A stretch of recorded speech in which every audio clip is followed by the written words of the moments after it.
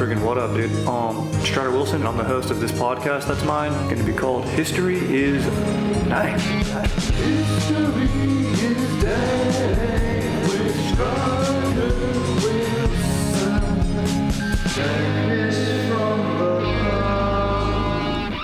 frickin' what is up? Just frickin' posting up in the studio with Aaron, dude, on the sticks. What up, Aaron, dude? What up? Just frickin' kicking it, dude. Just fired up right now, dude.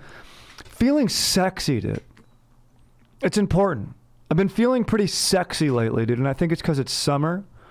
You know, I was walking around butt-ass naked in my apartment, and my frickin' dank-ass fiance was like, you realize you're naked? And I was like, well, I'm about to get in the shower. She's like, it's been like 15 minutes and you just heated up a bowl of spaghetti. I was like, yeah, dude, I'm feeling it right now. Sonny's naked the whole time. The dog gets to cruise around naked. Why not me, dude? You know, he's just trying to always out-alpha me. You know, he sits in my spot as soon as I get up from the couch, and then I have to move him, which is the ultimate alpha move, dude. If someone moves out of your way or you move them physically, that's domination. I do that to Sonny. He weighs 18 pounds. But just feeling nice and sexy, dude. And I was like, and we were briefly talking about this, Aaron, but I was like, would you clone yourself? Would you want a clone of you, dude? No. You would not want a clone of you. He could have a different personality. So basically would I want a twin brother? Yeah. Maybe, okay, clone, you get the same personality then. But his experiences will be different. Maybe. I don't know. What if he works for you? It depends on how you define personality. If it's nature or nurture, because they could, I don't know. They could be completely different based on their experiences. True. Alone. In the cloning process, do they have to upload the memories from you, or do you upload them with different memories that would create a different person? See, these are all great questions that sci-fi films never ask themselves before they go out. Before they get written. Exactly. Because you can't just clone something and it's the same. 100%. There's never two. Everything is unique. There's always one, dude. Yeah. That's why when I'm taking a multiple choice test and every time I see the word every or all, immediately I go, not going to be that answer, dude. Except unless it's involving horniness. And the question is, does horniness affect everything? True or false? It's not really a multiple choice question, but technically it is because there's two options. I would circle true as hell, dude. Aaron, you are correct, dude. You just got 100%, bro. You just got a straight up 100 friggin' percent, dude. Dude, that fires me up, dude. Golfed this morning, dude. Got up early, dude. I used to tell myself, I'm trying to not be as lazy ass anymore, dude. I was like, look, there's nothing that I would get up early for. I wouldn't even wake up early to bone, dude. Like 6 a.m. if it was like, yo, tomorrow, like if I was scheduling with my dank fiance tomorrow, hey, tomorrow at 6 a.m., let's drive out to La Quinata, Flint Ridge, and just bone, you know? But I did that this morning. I woke up, went to La Quinata, Flint Ridge at 7 a.m. and golfed. So do I like golfing more than I like fucking, dude? I don't know. I'm better at golf, probably. Hey, you know what they say about golf? This is what the uncle says in the golf course. Hey, golf and sex, only things you don't have to be good at to have fun with. Kind of butchered that. But you get it. You freaking straight up get it, dude. I get it. You know what I mean, dude. I'd rather be good at something that makes it more fun. Same here. I'd rather be elite. You know what I'm saying, dude? I mean, this is topical now. This ep's going to come out. You heard about Simone Biles dropping out. Yeah, I did. Very surprising. I know. I feel bad. I'm like, you're Olympic, you're elite, but you know what? Maybe she has legit, straight up anxiety, dude. Well, I think the pressure of everyone's calling her elite and the GOAT and everything is like, yeah, don't do that to me. Just let me perform. I feel you. But here's the thing. She let her teammates down, dude. There is that. If it was the individual and like she just goes, I bow out, then much more forgivable. Also, yeah, man, I don't know, dude. I mean, everyone's only human, you know, even if she is the most elite human at gymnastics. Just makes me think that gymnastics team sport isn't really a team sport, is all it comes down to. It's like F1 driving. Yeah. You know, it's like not a team sport. Yeah.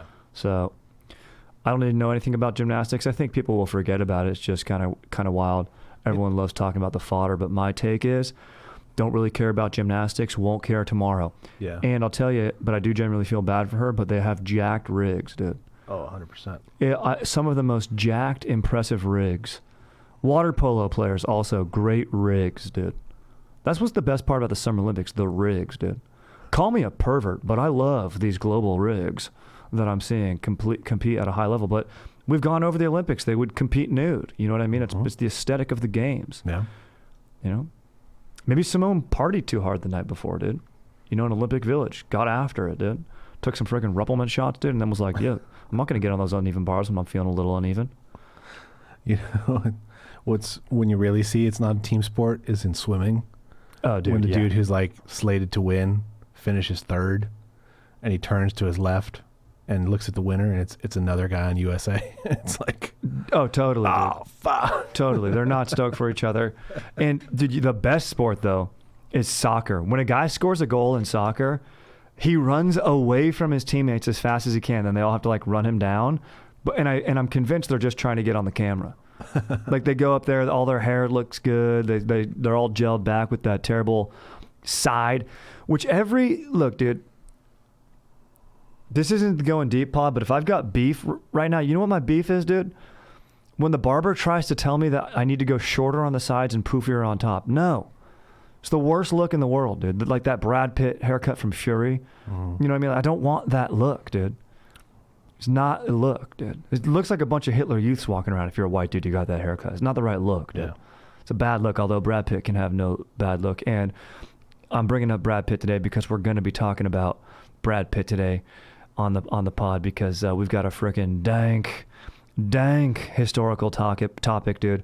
We are talking the historical accuracy of one of the best films of all time, which I have a PhD in, the film Troy, dude. Okay? Oh boy. Dank movie. We're going historical accuracy of Troy.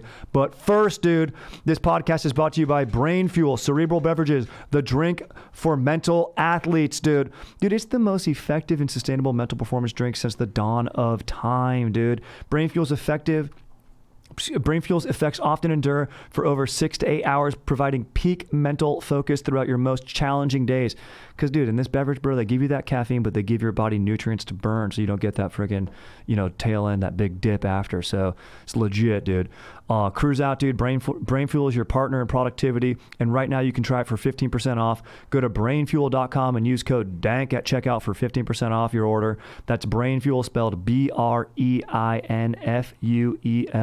Go to brainfuel.com and use code DANK at checkout for 15% off. Treat yourself, dude. All right, dude. So we're talking historical accuracy of Troy and primary research done by my freaking dog, JD Lapinsky. What up, dude?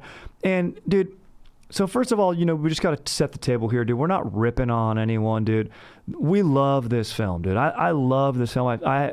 JD basically did a lot of the research of the accuracy, looked back at the Iliad, which is what the film's based on. It's Homer's Iliad, dude. His epic poem, even though it comes in a book format, but it's an epic poem. An epic is a journey that has a hero, dude. What is it, 8 or 9 stages of the hero's journey, Aaron? Oh, geez. Are all in there. I've studied this so many times. Yeah, same here. Like that, the wheel, dude, when you're in the writing room. But maybe I'll just do a quick Google for it because I want you guys to, because now it piques your interest. You know what I mean, dude? And it's just fire freaking thing to know. But that's basically like what the epic is. And looks like there's Joseph Campbell, dude. That's the dude, bro. Yeah. Joseph Campbell. And he's got 12 stages. So I was a little bit off, dude. So you got the ordinary world, call to adventure, refusal. It means like, no, they're not going to do it, dude. And you remember when friggin' Brad Pitt's friggin' posting up, dude. He's like, look, I'm just posted up with Patrocles. We're catching friggin' dank seashells right now, dude. And just getting dank tans. And then, Agamemnon's like, dude, bro, we got to cruise, dude. And, he convinces him he's got to do it for his legacy and to be a hero. And that was, ego and hubris, dank Greek theme, dude. But then you go meeting the mentor, dude, crossing the threshold. Then you do freaking allies, enemies, dude. The tests, bro. Approach to the innermost cave, dude. The ordeal, dude. Reward, seizing the sword, dude. The road back, dude. Resurrection and returned with elixir, dude.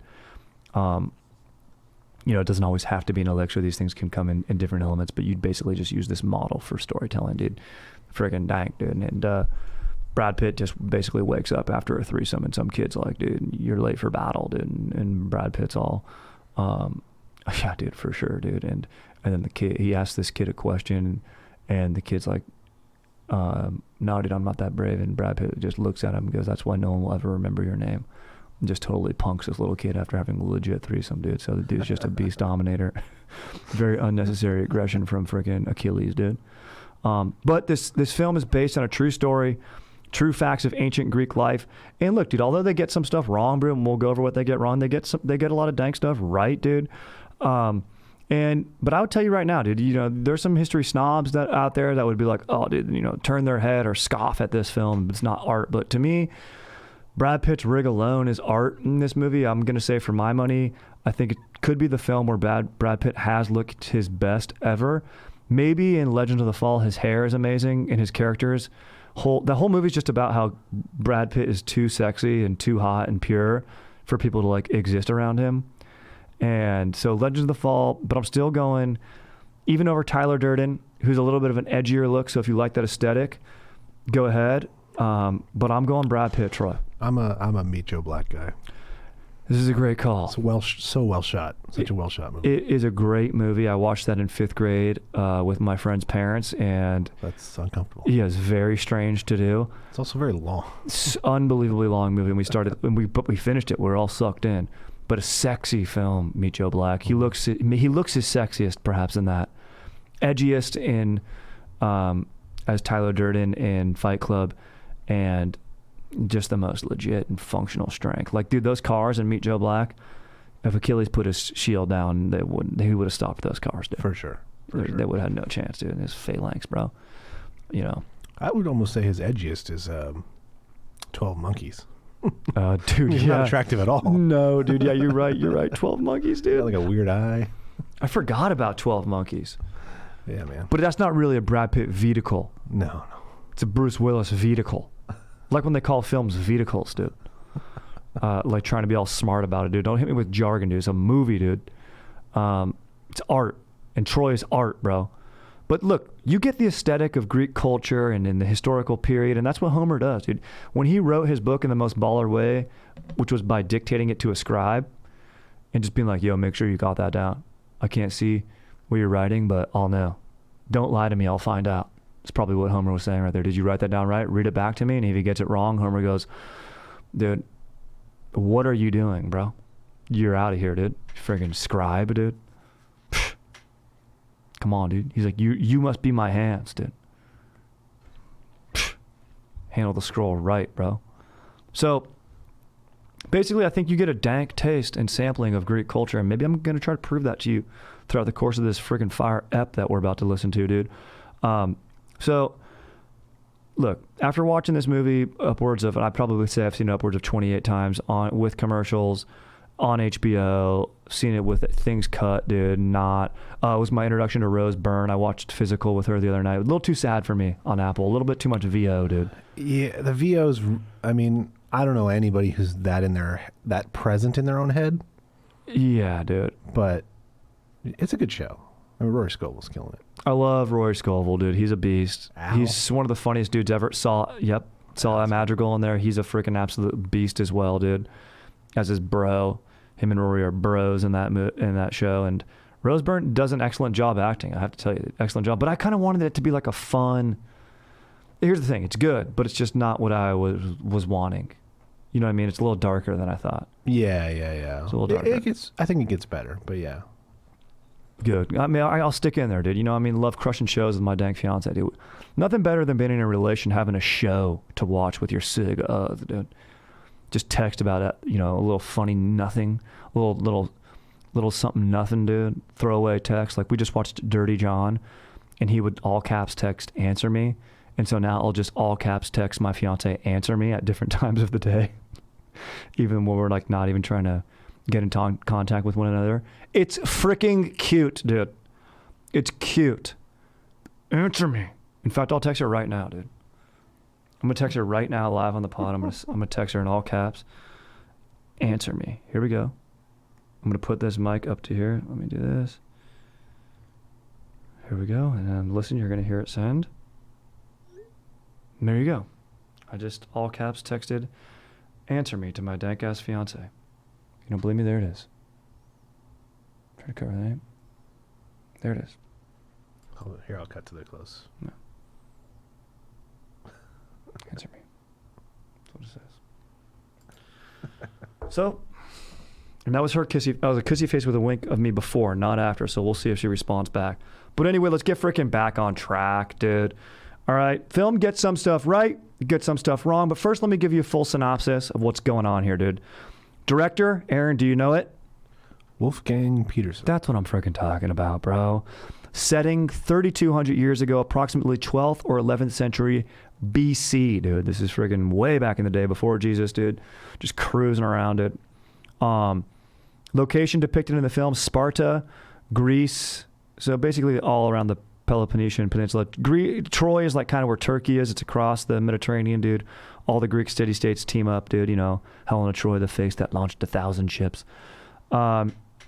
Basically, this is a film about love and passion for either another person or country or God or greed, and definitely honor. So a lot of Greek themes at play here, which were true in Homer's Iliad. So that's going to go down as a historical accuracy for me.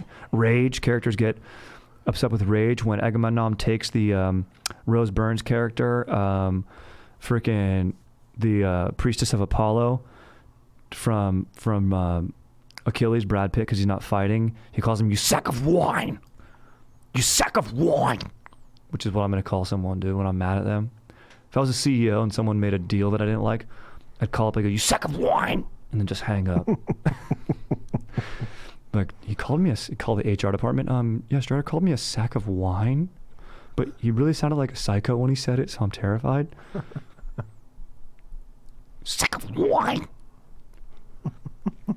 Achilles. There is something to the way Brad Pitt talks in this movie. That's just like... Yeah, dude, he's like... so weird. It's like slower, but like condescending. He's like, "Why would you do that? Like, why?" But when he's yelling, like, "Take it, it's yours." It's like, what? Yeah. What accent is that? Yeah. Yeah. Go ahead. Do it. Yeah, Brad Pitt does have a weird, just like, he kind of has that weird voice when you do like a Brad Pitt impression. It kind of starts with like, what? Oh, dude, we didn't even mention Mrs. or Mrs. Smith with the shaved head. Yeah, it's not my Brad. I agree. I need some bangs. I agree with you. All right, dude. Or long hair. I agree with you. He's doing us all a disservice. All right, dude, my fiance just texted back, cry face laughing, and then said psycho. And then she called me Dirty Strider. Hilarious. All right, so Achilles is Brad Pitt. He's the greatest warrior in the world who was cursed to kill. And, you know, he says that speech, "At night when I see their eyes, all the faces of the men I've ever killed, the pennies aren't over them as they cross the river Styx." He's the leader of the Myrmidons when he says, "We are lions, we are men," and they all go, "Ooh, ooh," and they're hitting their freaking spears on the boat, the deck of their boat, dude, and they freaking charge up the beaches alone, and like basically Brad Pitt hero fights his way through the battle. It's freaking such a sick ass sequence, dude.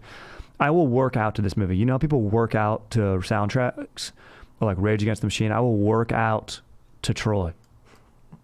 Just put it on. You got Eric Bana, speaking of watching Dirty John together, the Prince of Troy, aka Hector.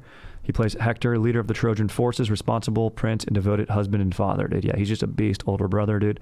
Paris, played by Orlando Bloom, Prince of Troy, younger brother, son of Priam, lover of Helen of Sparta, and was the one who brought Helen to Troy. So Prius gets freaking horny, dude. So basically this whole story revolves around horniness, dude. Mm-hmm. That's a element that needs to be even above rage, love, honor, hubris, all of that horniness, dude. It's the most powerful literary element, most powerful human emotion, dude. Who plays Helen in the movie? Diane Kruger, the wife of Menelaus, who ran away to Troy with Paris. The wife of Joshua Jackson in real life. Damn straight. Agamemnon, played by Brian Cox, is an absolute beast. She was in another movie with Brad Pitt, Inglourious Bastards. Yes, she was. She's great in that movie. They have scenes. They have scenes together. Yeah, because they're in the cafe, aren't they? He's in that cafe scene with her, right? when they Well, do she's the definitely German there. 3. She's definitely there at the end with the movie. Yes. Yeah, she's definitely there in the cast and all that.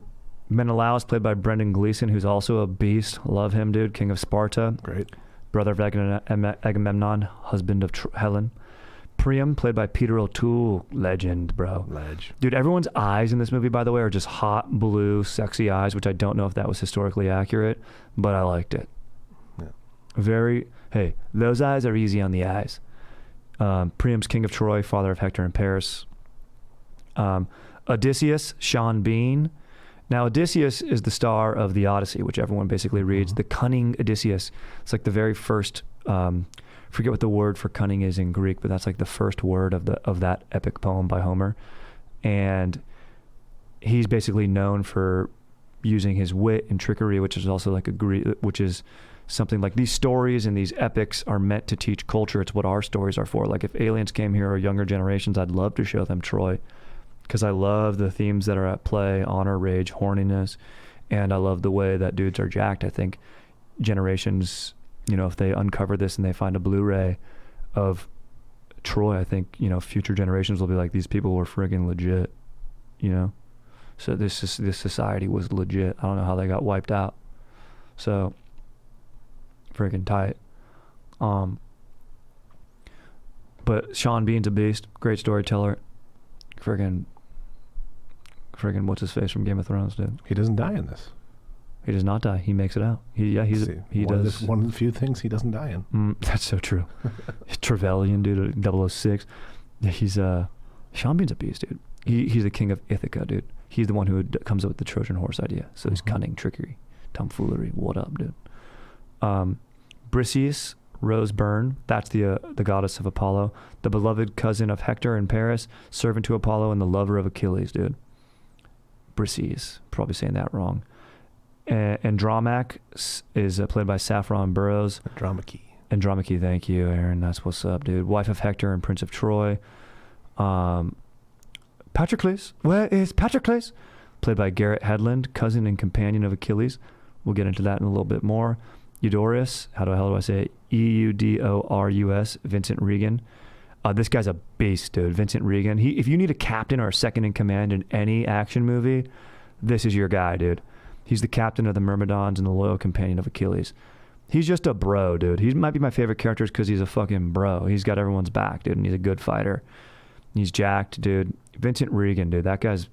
He's a legend, dude. So, basically the movie's about the Trojan War, dude. Paris jacks Helen, dude, because they fall in love. And, in the actual Iliad, there's gods at play, and like a nymph curses Helen puts her in a spell to fall in love, and like the gods are playing with man and stuff. But Wolfgang Petersen's like, let's just do away with that. There's too much going on, dude. And I like that. I think that's a good choice. Otherwise, you got to really lean into that. It's hard to do. And you only got, 90 minutes of runtime here. This movie's kind of longer, maybe 2 hours. So maybe 120 minutes. And so I was like, let's go, bro. So basically, it's all about Paris and Helen falling in love, having an affair. Freaking Brendan Gleeson's just like, who's the king of Sparta, badass warriors. He's like, dude, I'm not going to be dishonored like this. And they were and the Trojan princes were over there to do a peace treaty and be like, look, we're going to work together. We're going to allow shipping lanes and, give goods to each other. And then Paris is a total schmoll move and freaking hooks up with his wife, and, it's not tight. And then they got to do battle because that's dishonorable. So that's gnarly. So that's what it's all about. But really, it's all about Agamemnon, played by Brian Cox. He really wants power in the region and to control, spheres of influence and more taxation and feed his kingdom. So that's the real reason that he's into it, not to have like his brother's back, but really to satiate his own belly and loins, if you will. Basically, dude, the movie's legit. Goes down. I mean, I don't want to give too many spoilers if no one's seen it, but check it out, dude. It's an age-old story, so I shouldn't say spoiler words. I guess you've had 3,200 years to familiarize yourself, dude. Yeah. But they do things a little different than in the book, and we'll get into some of that. So spoilers will be coming. Just know that, dude. It's freaking legit. Paris was a good archer, dude. Eric Bana's jacked in this movie. I do think Eric Bana's rig is underestimated in this film, and I also like Eric Bana because he started out as a comedian, which is pretty funny. And let's start out on a positive note here, dude. Let's go with this stuff. Things the film gets right, dude. Okay, let's cruise with that, dude. Capturing the intelligence of Odysseus, dude. Does a great job, dude. Sean Bean absolutely kills it. I just talked about this a little bit. He's bright, resourceful, intelligent.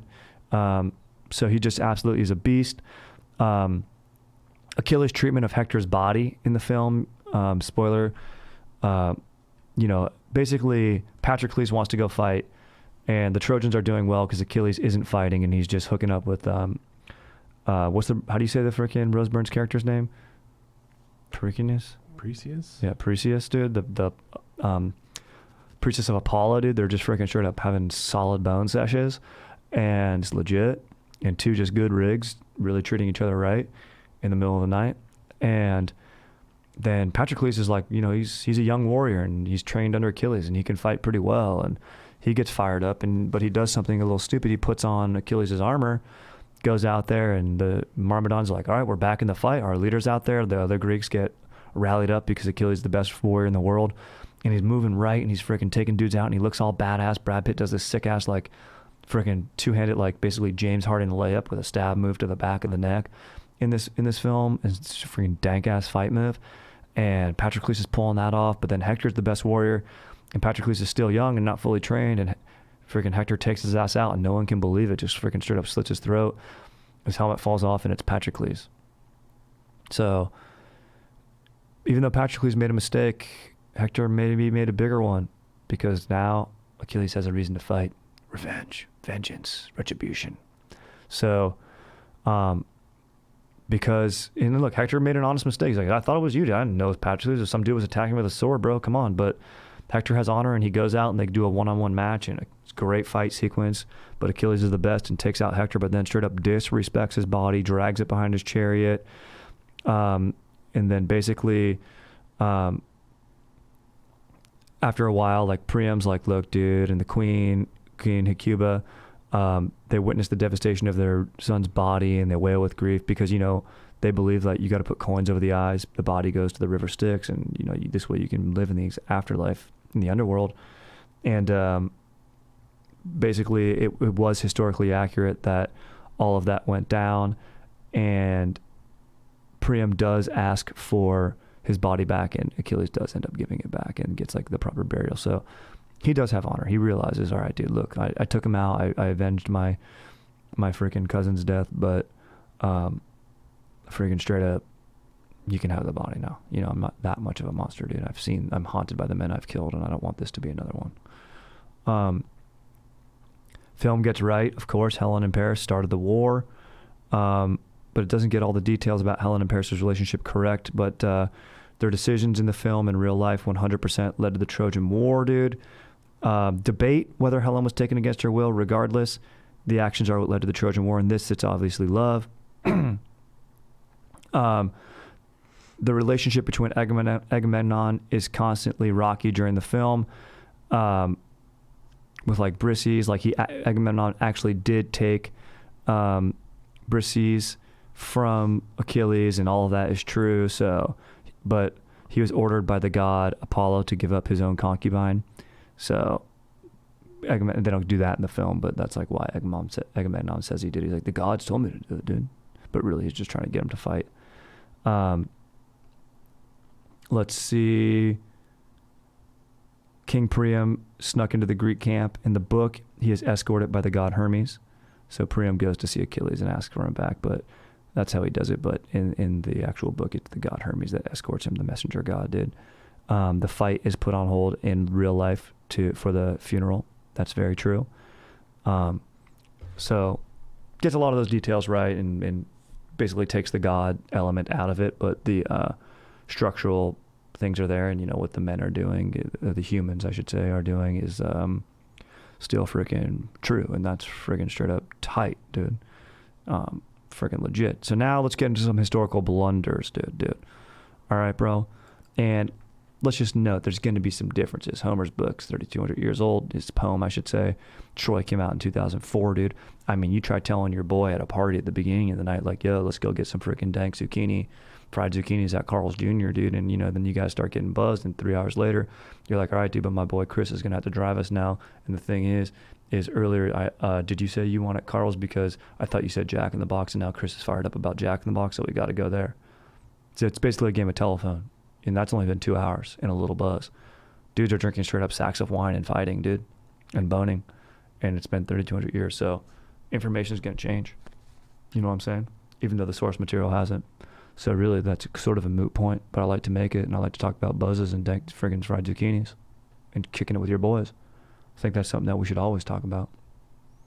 It's friggin' sick, dude. So here's one of the biggest blunders is the relationship between Achilles and Patroclus. This movie came out in 2004. Mind you, they're cousins, but really in real life, and it's never like explicitly stated, but they were most likely lovers. And in Greek culture, male lovers, female lovers. Brad Pitt's having a threesome with 2 ladies in the beginning of the book, but it very well could have been 2 dudes or a lady and a dude. Devil's threesome. You never know. So basically, Wolfgang Peterson and, you know, for whatever reason, just decided to make them cousins. Maybe it's a more accessible relationship to the heavily male audience, you know, watching this film. So, but it does deserve to be mentioned and most likely true. In fact, when Achilles dies, him and Patroclus' ashes are mixed together so they would never be separated. You know what I mean? And also, dude, like, sometimes cousins are schmoles. Like, Brad Pitt was fired up on his cousin, but your cousin's Garrett Hedlund, dude. And who does kill it in Friday Night Lights. And he does pretty well in that one country music movie. Is he in Crazy Heart? I remember him being that. Maybe he's in Country Strong, which is a terrible movie. But I know he's in the terrible The Predator. So yeah, so bad. Predator isn't bad though. Yeah, with my friggin' boy Adrian Brody, dude. But anyway, what I'm saying is, dude, I wish they would have made them lovers and been real about it. But it's 2004, different times, you know. I mean, people they're cagey. He knows what the studios wanted, and anyway, it changed. But honestly, I think it would have made the relationship much stronger and a more interesting watch. And also, too, Jack dudes, and maybe you get a gratuitous love scene. If it was like on an HBO series, that would be great to watch, just gratuitously as a pervert. And also, cousin relationship is like, dude, you're gonna love your cousin that much, bro? Like, cousins are typically schmoles, always like doing blow and trying to pitch your boys business deals when they're visiting from Arizona. You know, like you're trying to kick it and have a kickback and just like watch a game, and your cousin's like, dude, here's what we got to do, dude. Let me see that, dude. Tight. It's like, dude, we're just eating pizza like no one else is doing coke right now, but it's a Tuesday night. Like you need to do blow to have pizza. And it's like, dude, here's the thing, dude. Look, we're all smart young guys. We got energy. I got a fucking idea, dude. All cousins pitch ideas when they're getting buzzed with your friends. So what can go wrong on bachelor parties is the thing number one thing you got to look out for. You know, dude, here's the thing, dude, guys, we're young guys. We're partying well together. Let's just make that our jobs, dude. Dude, we just find DJs. I know the best DJs. I'm a DJ. And you guys we rent out a studio. We charge people to get in. And fucking, dude, let's go. 30 racks are pretty cheap. Charge upmarket $2 a brew. We'll start on New Year's. You know what I'm saying, dude? All DJ, and we'll start on, it'll be a sick rager. We can invite Charlotte and Jackie and her friends, dude. You guys still hang with them? You talk with them? No, yeah, bro. They've got kids. They're not going to want to come out and rage with you and watch your DJ set. I don't know, dude. I'm pretty good, and I think it's a sick idea. It's a warehouse. So you don't need, and no overhead. In fact, we don't need a roof. Dude, let's just do it in a field. Guys, let's just hang out. Guys, where are you going? That's cousins, dude. Anytime one of my boys is hanging out, I was like, yo, hey, guys, we're going to go see a movie. Hey, my cousin's cruising too. Cool, man. Why don't you give me a heads up on that? Oh, you're just gonna. You know why he has to tell you? Oh, by the way, you know why the number one phrase that follows "my cousin's coming" is "oh, by the way," because you have to sneak it in, dude. It's not fired up. But like, hey, we're seeing the movie, dude. And I would say, guess what, dude? Chad's down too. Chad's cruising. Guess what? JT's in too, dude. Cleared his sketch. Oh, by the way, my cousin's coming. Marketed difference, dude. Alrighty, back to some historical blunders, dude. The entire time span is incorrect here. Now, look, I'm chalking this up. I'm not mad at this. You got to make a movie. You got to make it watchable. The real Trojan War lasted 10 years. We're covering, like, basically the movie breaks it into, like, 3 big-ass battles, you know, some stuff in between. And I get that, dude. So I'm not mad at that, dude. Like, the Trojans land on the beach. Then the next day they're breaching the walls and using the horse, like, 2 days later after some stuff goes down. But it's like the Iliad begins in 850 BC. The historical backdrop of the poem is the time of the late Bronze Age collapse in the early 12th century BC. Homer is thus separated from the subject matter by about 400 years.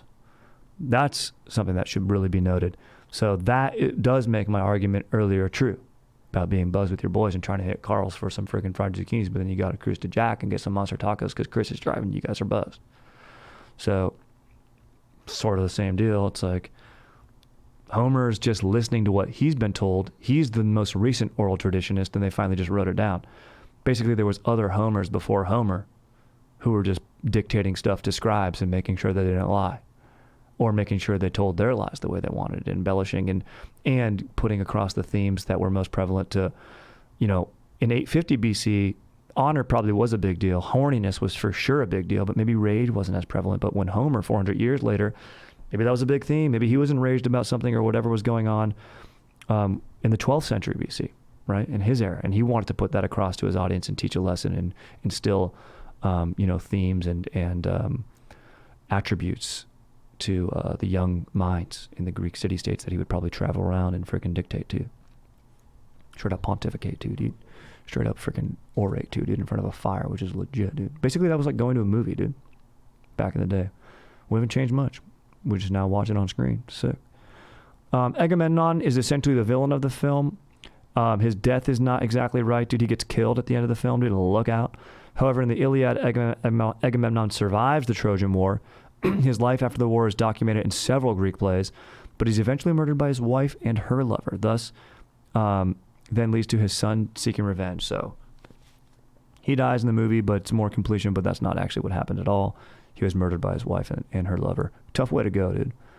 Not only is like a dude, you know, better at making love to the one you love, although I bet Agamemnon had multiple lovers. He's a king, and probably led her to seek a lover of her own. But, you know, nowadays, dude, if you just get murdered, punked, I mean, what a bust, dude. And not in a good bust. Fate of Paris of Troy, dude. Generally stays true. Helen being taken from Sparta and Paris madly in love with Helen, but Paris kills Achilles. At the end, I said I wasn't going to do that spoiler, but he does. He shoots him in the Achilles heel. That's what it's named after him, because Achilles has all the armor in the Iliad. He's not just a great warrior. He has like legit armor that covers him up, but only his Achilles heel is exposed. And in Homer's poem, Paris dies, and Achilles escapes with his cousin and Helen. But Paris dies during the war after he is struck by the poisoned arrow of Philoctetes, dude. Philoctetes, dude. Philoctetes, dude. I bet you if you went to modern day Troy, there'd be dogs with big titties there. I think at every historical site, there's dogs with big titties. It's just how it goes. It's just how it is, dude. Helen. So in the film, it sort of feels like Paris and Helen are traveling to Troy. It was a rescue mission rather than an abduction. Helen explains in the film, Sparta was never home. She says her parents sent her there at age 16 to marry Menelaus. This is inconsistent with historians because it's a minor detail, but in her memory, she says that. So it's inconsistent in real life. Maybe they're trying to fudge that, but Helen's parents were the king and queen of Sparta. So she would have been Helen of Sparta before marrying Menelaus, no matter what. So, what up, dude? Let's see, dude. Yep, you got the Trojan Horse. Achilles was dead before the Trojan Horse was, not in the movie, though. That's described in Virgil's Aeneid. Ajax doesn't die by the hand of Hector. Ajax is a jacked dude with like a huge hammer. It's legit, dude. Agamemnon was killed by his wife. We mentioned that. Hector was too scared of Achilles to fight him, and so he ran away and ran around the walls of Troy several times, dude, in real life. So Achilles gets him, but it wasn't super brave, like in the movie, which really freaking bummed me out, dude. combat in the film, dude. You get hero combat as well as like structured phalanx combat and stuff. So it's nice. You get wall defenses, which would have been used, shield walls. So definitely captures multiple combat styles and does it pretty right. So it's just pretty beast. Let's see, just some fun facts about the Iliad, dude. It has 15,693 lines. Let's see. It was Aphrodite who cast a spell on Helen of Troy to make her fall in love with Paris, like I mentioned earlier. And then, of course, 1,000 ships set sail on Troy, and Helen has a face that could launch 1,000 ships, so she was that beautiful.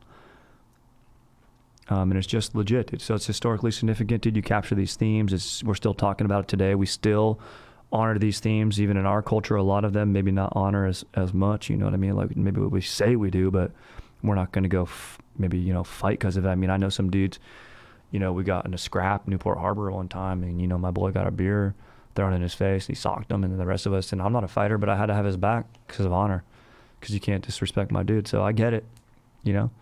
Then we took the little Balboa barge across there with, and honestly, me and JT were having some rhythm with some of the ladies that they probably had crushes on, and they didn't like that. So it was jealousy and horniness.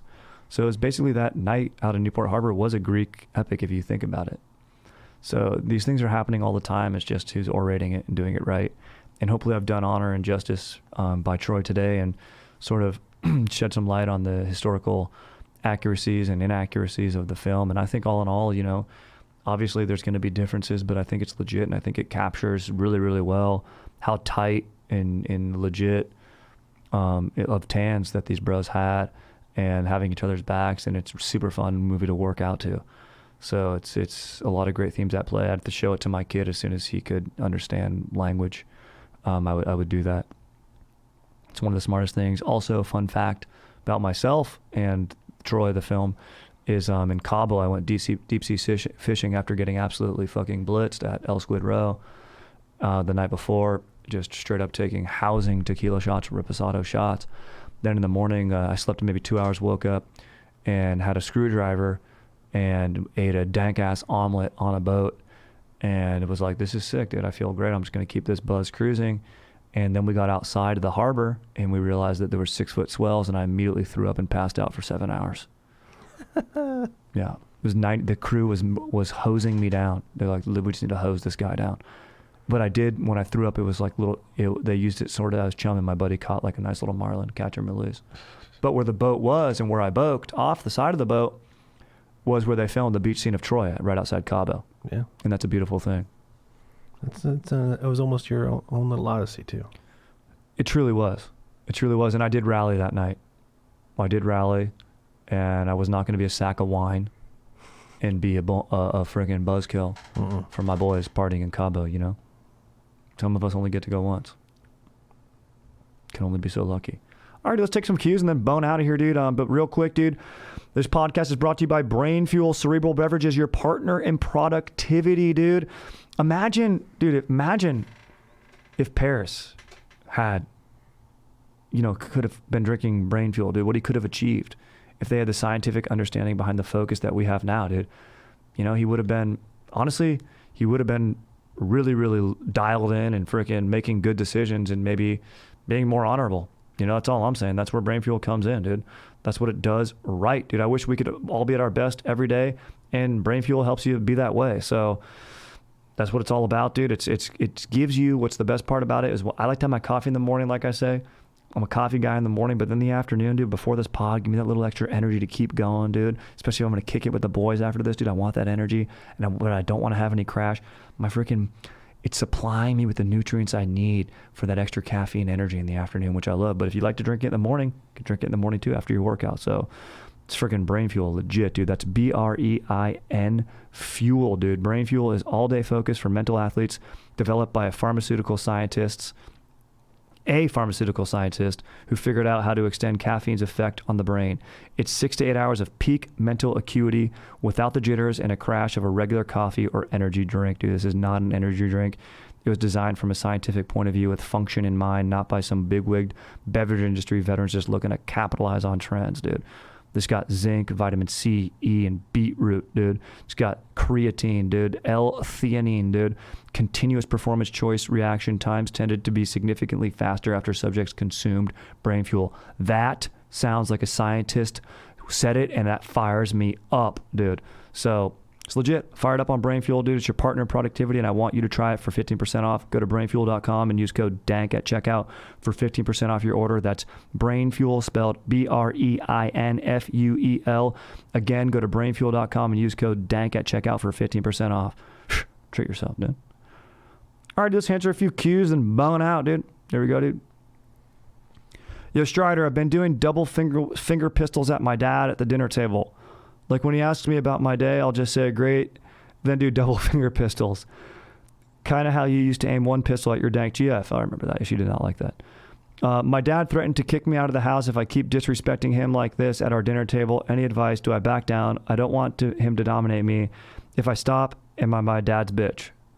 Thank you, Squire and Nikki. This is an unbelievable name. That guy plays lacrosse for sure. I mean, I get fired up on double finger pistols, dude. It doesn't sound like, are you like shooting him at him like, great. Like low energy, like that might be disrespect. But if you're like, great, pew, like fired up, shooting the pistols at him, I think he's got to like that. But then again, look, if someone's asked you to stop something, even if it gets you stoked or you don't mean anything negative by it, you do have to respect that. It's his roof, it's his dinner table, so you got to sort of play by his rules. But I think, keep the finger pistols up, but do it maybe not at the dinner table, and just keep the stoke up and have a good, honest conversation with him. Just let him know, Dad, he fires me up. And I like, not like I'm shooting you to end you. It's like I'm shooting you with like stoke lasers. Tell him that to, maybe you go, pew, pew, pew, pew, pew. Maybe they're laser pistols. Maybe augmented, or not augmented, but alter it a little bit. And if you stop, no, you're not your dad's bitch. If your dad pins you, then you're his bitch. But if you pin him, then he's your bitch. So, maybe you guys wrestle a little bit too. What do you think, Aaron? So finger pistols at his dad. Yeah. At the dinner table specifically, it sounds like his dad doesn't want that. But that might be me trying to weasel his way into still being able to do it. Is it motivated in any way, shape, or form? He just says, my dad asked me about my day. I'll just say great and then do double finger pistols. Yeah, I think you're just weird, dude. Yeah, it's a little weird. You're not on a sitcom, you know that, right? Yeah, you can't be like doing zinger. It's true. It's a little bit outrageous, dude. It's a very white woman word to say. That's outrageous. Yeah. This is outrageous. How long I've waited. It's outrageous. Yeah, I mean, dude, save this. I would just go with the outdoor policy. You don't do double finger pistols inside. Unless you're playing beer pong. Yeah. Maybe you don't do double finger pistols to anyone older than you. Would be nice. All right, this next dude wants to remain anonymous. He goes, after I finish the bar exam, I'm flying out to Wisconsin with my dank-ass fiance to go pick up an awesome new shredder. Joining the family, a little Newfoundland puppy. Do you have any advice for dank dog names? The breeder named him Sumo, and we like it, but we're not settled. Also, we will be driving across the country back to LA and with the dude, so any road trip advice would be dank as well. I mean, I like Shredder. Bro. It was in your email already. Strider shreds all day. You name your dog Shredder. I mean, I'm absolutely fired up by that. That sounds like one of the dankest ass calls I've ever heard in my life. I mean, if they call him Sumo, he must be very big. Yeah. I don't know what a Newfoundland is. Oh, that's a big dog, yeah. A Newfoundland? Yeah. But it sounds big. It sounds Canadian. Sounds... Maybe you need to name it Moose. Yeah. That's a sick-ass name. If it's Canadian, name it Moose. Mm-hmm. It's fun to say out loud, outdoors. Yeah. And then his full name can be Moose Cock, which is sweet. My dog Sonny has a very small penis, like his father. Maybe Moose or Shredder or Splinter. It's a sick-ass name. But it also makes me think of a rat. Mm-hmm. But Splinter's a genius. Sage. He says, also, I'm going to my brother's bachelor party in Vegas the weekend after that. Love it, dude. Getting after it. He knows we talked about a lot of Vegas on the pod. Yes, I do. I love that town, baby. Let's go.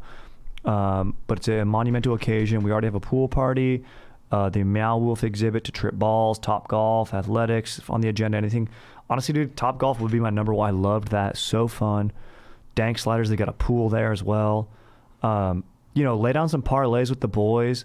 I'd say, a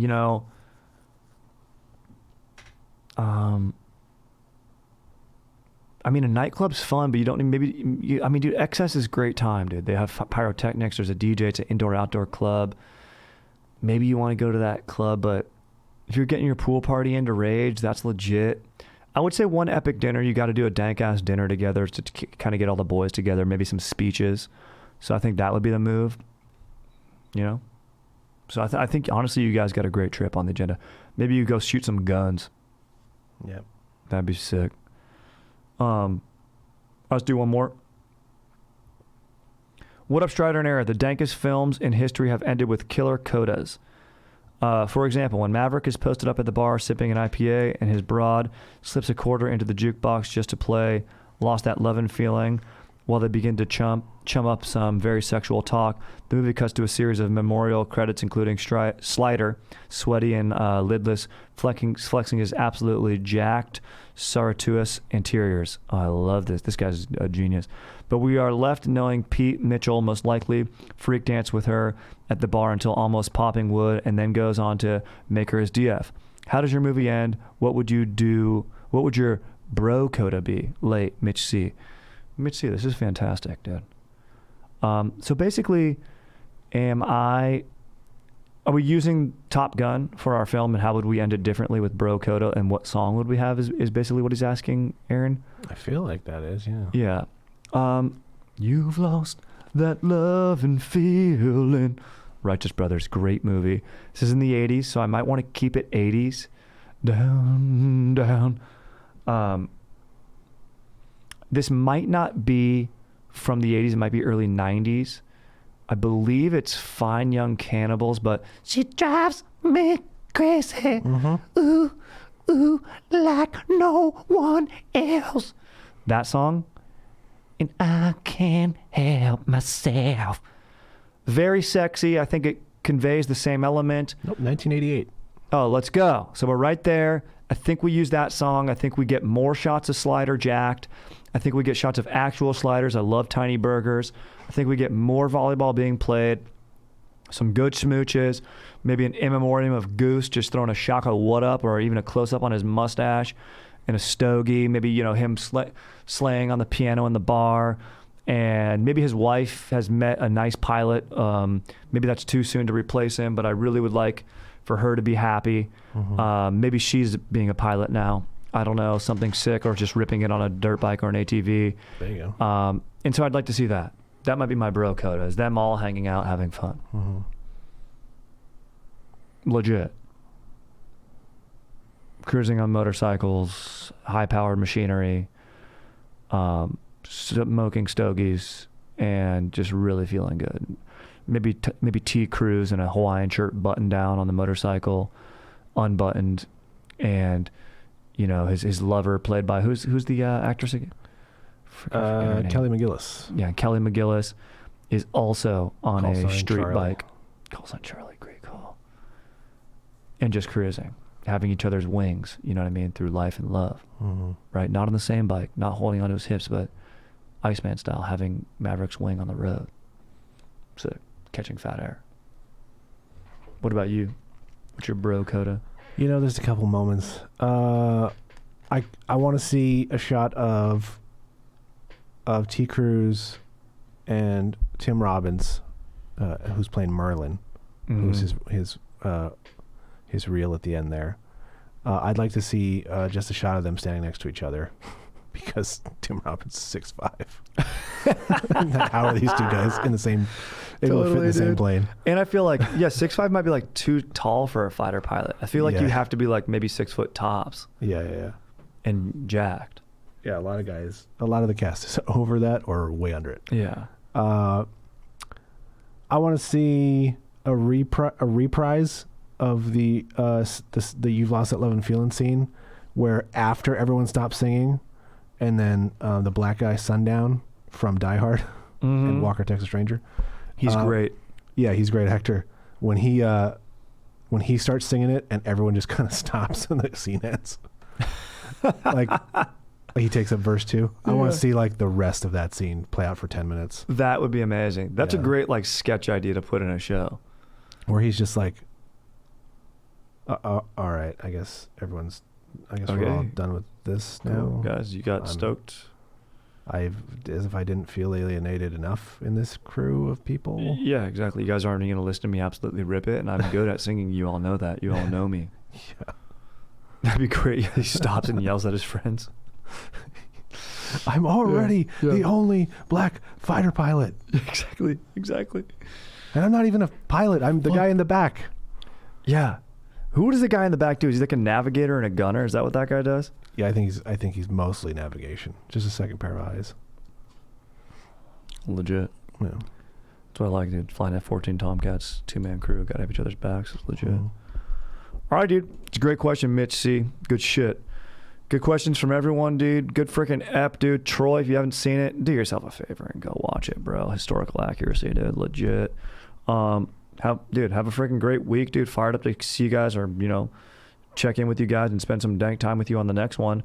Aaron, you're a beast. Thank you, dude. And freaking post up question, comment, suggestions. StriderWilsonShreds at gmail.com, dude. Freaking later, dude.